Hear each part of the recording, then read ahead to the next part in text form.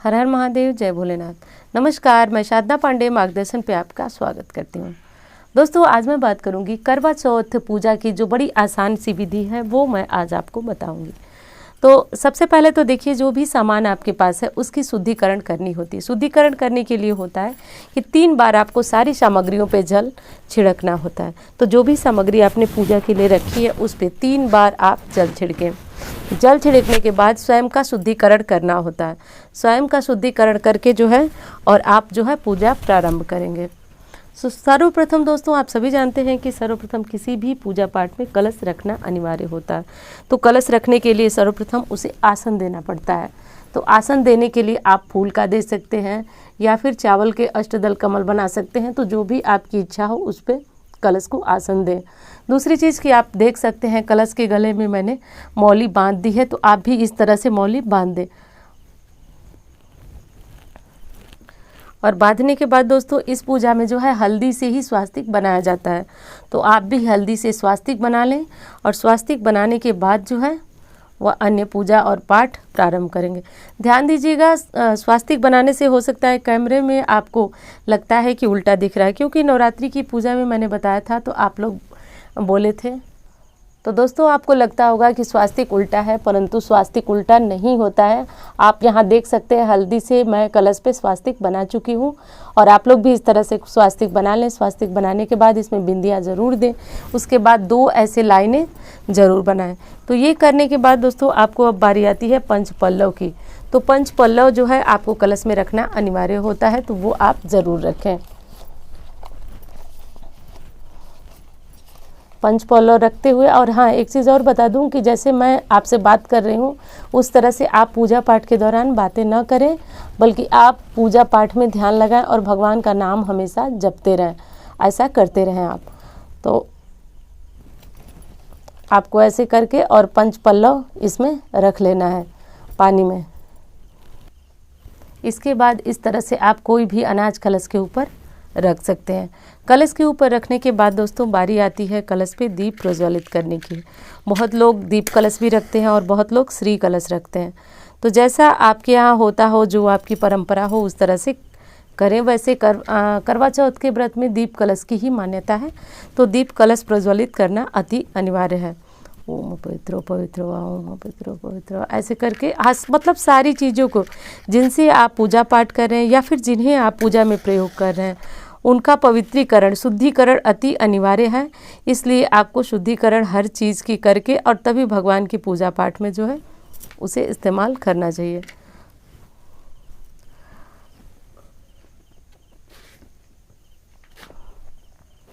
अब ये हो गया दोस्तों, हमने भगवान की अब जो है स्थापना कर दी। अब बारी आती है कि हम भगवान का आह्वान करें, क्योंकि देखिए कोई भी पूजा पाठ होती है आप डायरेक्ट तो कर नहीं सकते। कोई फोटो मूर्ति कुछ भी लाए हैं तो कर नहीं सकते, क्योंकि उसमें भगवान का आह्वान हमें करना पड़ता है। उसके बाद इस तरह से हाथों में थोड़ा सा पुष्प ले लीजिए और थोड़ा सा चावल ले लीजिए, अक्षत, और ले करके हाथ जोड़ करके और भगवान का स्मरण कीजिए। गौरी गणेश का स्मरण करके बोलिए कि हे भगवान, मैं करवा चौथ के पूजन के लिए गणेश जी, माँ गौरी, आपका आह्वान कर रही हूँ। आप मेरी पूजा में आकर मेरी पूजा को सफल करें। ऐसा बोलते हुए आप जो है पुष्प और अक्षत को यहाँ छोड़ देंगे। ठीक वैसे ही क्या करना है, आपको फिर से पुष्प ले लेना है और अक्षत लेकर के आप महादेव स्मरण करना है कि हे महादेव, हे भोलेनाथ, हे आदि महादेव, आप मेरी पूजा में आए और मेरी पूजा को सफल करें। ऐसा बोल करके, ये मानसिक आह्वान है, आप इसको समझिएगा कि मैं कहना क्या चाह रही हूँ। तो आह्वान करके और वहाँ छोड़ देना है। उसी तरह कलश देवता यानी वरुण देवता का आह्वान करना है। देखिए हाथों में अक्षत ले लीजिए और थोड़ा सा पुष्प और अक्षत लेकर के, हे वरुण देव, आप, मैं करवा चौथ का पूजन करने के लिए आपका आह्वान कर रही हूँ। आप मेरी पूजा में आए और उसे पूजा को सफल करें। इसके बाद आप गणेश जी को स्नान कराएंगे। ओम गंगणपतये नमः, ओम गंगणपतये नमः बोलते हुए। उसके बाद माँ गौरी को स्नान कराएंगे। ओम माँ गौरी नमः ऐसे बोलते हुए आप माँ गौरी को स्नान कराएंगे।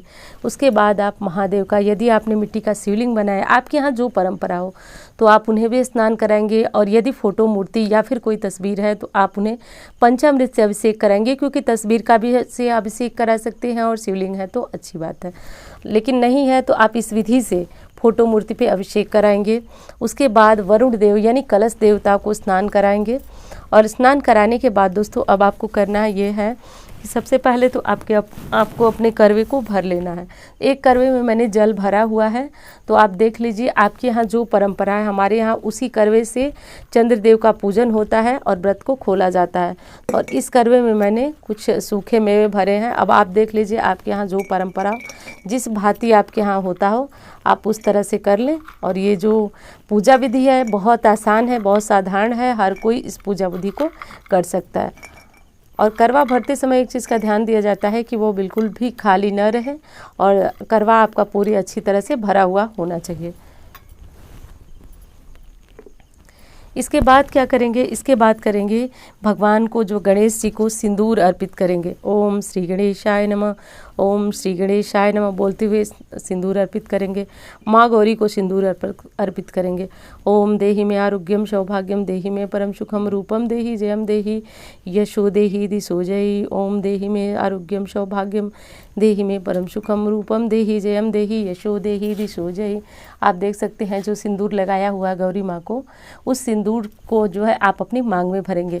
परंतु जब आप फोटो या मूर्ति में लगी हुई गौरी माँ को सिंदूर अर्पित कर लेने के बाद आप जो है इसी सिंदूर को अपनी मांग में लगाएंगे। ये काफ़ी शुभ होता है।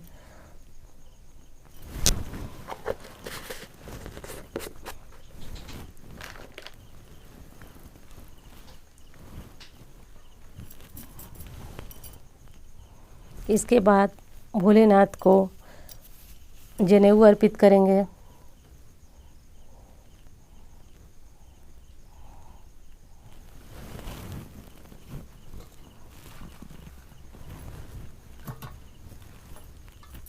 और देखिए यहाँ श्री गणेश जी को भी हम जनेऊ अर्पित करेंगे।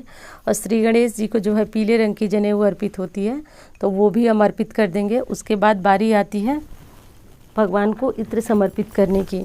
देखिए ये इत्र जो है दो तरह के मेरे पास हैं, तो ये इत्र मैं हमेशा अपनी पूजा में इस्तेमाल करती हूँ। तो ये इत्र समर्पित करें। ओम श्री गणेशाय नमः, ओम श्री गणेशाय नमः, ओम माँ गौरी नमः, ओम माँ गौरी नमः, ओम श्री गणेशाय नमः, ओम नमः शिवाय, हर हर महादेव, शिव शंभू, काशी विश्वनाथ, ओम वरुण देवताय नमः, ओम वरुण देवता।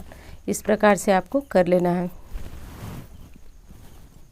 उसके बाद आपको करवे को भी अच्छी तरह से टीक लेना है। जो भी आपके यहाँ करवे की पूजा होती है वैसे साधारण सी करवे की पूजा होती है, उसको अच्छी तरह से जो है वह तिलक कर दिया जाता है करवे को, तो इसकी पूजा हो जाती है। उसके बाद बारी आती है भगवान भोलेनाथ को कुछ पुष्प इत्यादि अर्पित करने की। तो आप पुष्प भगवान भोलेनाथ को समर्पित करें। उसके बाद जो है भगवान भोलेनाथ माता गौरी के नाम का स्मरण करते हुए उनके ऊपर जो है वह पुष्प चढ़ाएं। वहीं पे आप जो है कलश देवता को भी पुष्प जरूर समर्पित करें। अब दोस्तों बारी आती है भगवान के लिए कुछ भोग प्रसाद अर्पित करने की, तो वो आप ज़रूर समर्पित करें। देखिए भोग प्रसाद समर्पित करने की सही विधि मैं आपको बता रही हूँ। सर्वप्रथम आप गणेश जी और गौरी जी को समर्पित करें और बस स्पर्श कराना होता है, क्योंकि भगवान जो है वह सुगंध के द्वारा हमारा भोग के स्वीकार करते हैं। स्पर्श कराइए, फिर कलश देवता को स्पर्श कराइए और स्पर्श कराने के बाद जो है यहाँ रख दें। अब दोस्तों बारी आती है कि आप करवा माता का श्रृंगार करें, उन्हें अच्छी तरह से वस्त्र इत्यादि पहनाएं। तो आप भी वस्त्र लाए ही होंगे, तो वो पहना दें। वस्त्र पहनाने के बाद जो है वह करवा माता को आप अच्छी तरह से तिलक करें।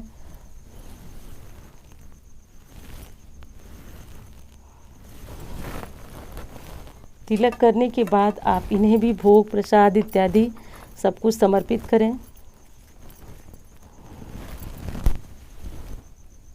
जय मात करवा, जय मात करवा, जय मात करवा, इस तरह से समर्पित करना चाहिए। और यहाँ आप देखिए महादेव जी को भोग समर्पित करना है।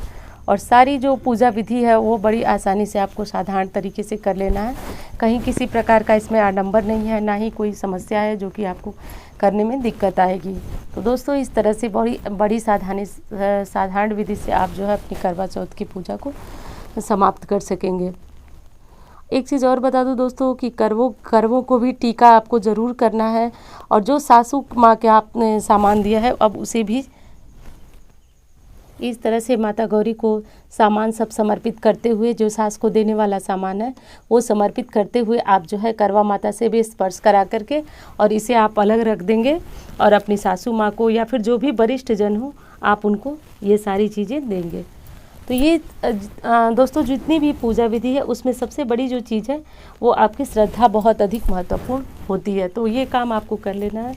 अब बारी आती है भगवान की जो होता है वो श्रीफल समर्पित करने का। तो इस प्रकार जो है आप श्रीफल समर्पित करें, क्योंकि कहा जाता है कि हमारे शास्त्रों में कि कोई भी पूजा पाठ हो उसमें श्रीफल जरूर समर्पित करना चाहिए। श्रीफल समर्पित करने से पूजा की पूर्णता होती। अब ये देखिए ये पान है, मुख शुद्धि के लिए पान और इलायची इत्यादि भगवान भोलेनाथ को, श्री गणेश जी को समर्पित करना है। तो ये सारी चीज़ें भी आप ज़रूर समर्पित करें, यदि कर सकें तो, नहीं कर सके तो कोई समस्या नहीं है। अब दोस्तों माता से सुहाग लेने की बारी आती है कि किस प्रकार जो है वो माता से आप सुहाग लेंगे। तो ध्यान दीजिए किस तरह से आपको सुहाग लेना है। सबसे पहले आप अपने साड़ी के आंचल का पल्लू ले लें। देखिए ध्यान से देखिए, आपको इस तरह से ले लेना है और इस तरह से उसमें सिंदूर ले लेना है।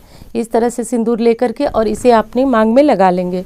मांग में लगा करके माता से प्रार्थना करेंगे कि हमारे सुहाग की रक्षा करें, हमारे पति दीर्घायु हो, निरोग हो और जो भी संकट हमारे ऊपर है या पति के ऊपर है सबसे हमारी रक्षा करें, हमारे दाम्पत्य जीवन को सुखी, निरोग और समृद्धशाली बनाए।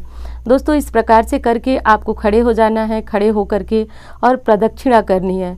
प्रदक्षिणा करने के बाद जो है अब बारी आती है चंद्रदेव को अर्घ देने की। तो चंद्रदेव को अर्घ देने के लिए आप सभी विधि भी जानते हैं, मैं बता भी रही हूँ आपको कि चंद्रदेव को अर्घ देने के लिए सर्वप्रथम देखिए ये करवा जो है इसमें ये आप इसको नहीं उठाएंगे, इसको उठा कर के इसमें जल भरा हुआ मैंने यही पात्र ले जा कर के चंद्रदेव को अर्घ देंगे। उसके बाद अर्घ देने के बाद चंद्रदेव का पूजन करेंगे। प्रत्यक्ष रूप से ही चंद्रमा की पूजा होती है इस पूजा में, इस करवा चौथ में। तो आप उनका प्रत्यक्ष रूप से पूजन करें। पूजन करने के बाद जो है सफ़ेद पुष्प इत्यादि उन्हें समर्पित करने के बाद आप उन्हें अर्घ देंगे। अर्घ जो है करवे से दिया जाता है। आप अपने यहाँ की परंपरा देख लें, इसमें मैंने जल भरा हुआ है तो उसी से मैं जो है चंद्रमा को अर्घ दूंगी। अर्घ देने के बाद पति पूजन होता है। पति पूजन का अर्थ हुआ उन्हें तिलक लगाया जाता है। तिलक लगाने के बाद उन्हें कुछ मीठा यानी कि मिष्ठान का प्रसाद दिया जाता है, उन्हें जल ग्रहण कराया जाता है। उसके बाद वही वो हमें जल ग्रहण कराएंगे और हम जो है अपना व्रत खोल लेंगे। तो ये साधारण सी विधि है और माता से प्रार्थना करें, माता गौरी से, चौथ माता से कि हमारे सुहाग को दीर्घायु करें। बस यही छोटी सी पूजा विधि है जो कि उम्मीद करती हूँ आपको पसंद आएगी। तो माता गौरी और भोलेनाथ की कृपा सब पर बरसती रहे, ऐसी कामना करती हूँ। धन्यवाद।